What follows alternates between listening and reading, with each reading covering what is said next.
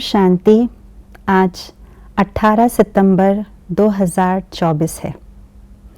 श्रेष्ठ भाग्यवान आत्मा हम सब बनना चाहते हैं, बल्कि बाबा तो कहते हैं पद्मा पदम भाग्यशाली बाबा इस संगम समय पर बनाते हैं।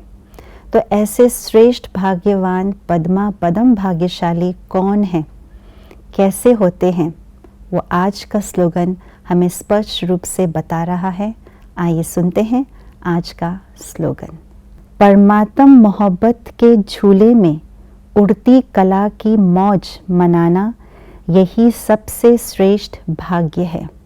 हम सभी, बल्कि दुनिया के सभी लोगों को झूला झूलना अति प्रिय लगता है। क्यों? क्योंकि जब झूला झूलते हैं तो 3 अनुभव विशेष रूप से होता है। पहला, जब झूले पर बैठते हैं तो धरती से ऊपर हवा पर रहते हैं, और दूसरा, जब हवा में रहते हैं तो ऐसा लगता है कि जैसे कि हम उड़ान भर रहे हैं, कभी ऊपर कभी नीचे झूलते रहते हैं, तो उड़ने का अनुभव होता है। और तीसरी बात, जब ऐसा उड़ते हैं तो मेहनत से मुक्त का अनुभव, सहजता का अनुभव होता है। इसलिए चाहे बगीचे में जो झूला लगे हैं उसमें झूला झूलना भी बहुत अच्छा लगता है, और बड़े बड़े मेले में जाकर के भी बड़े बड़े झूला झूलते रहते हैं। बाबा ने हम बच्चों को भी अलौकिक रूहानी झूला दी है, मोहब्बत का झूला, अपने बाहों का झूला दी है, बहुत सारे झूले दी हैं। बाबा ने कई झूले का वर्णन किया है।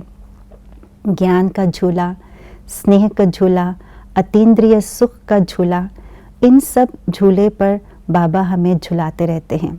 आज विशेष करके बाबा ने मोहब्बत का झूला कहा है, क्योंकि मोहब्बत यानी प्यार में जब हम झूलते हैं तो प्यार में सब कुछ हम भूल जाते हैं।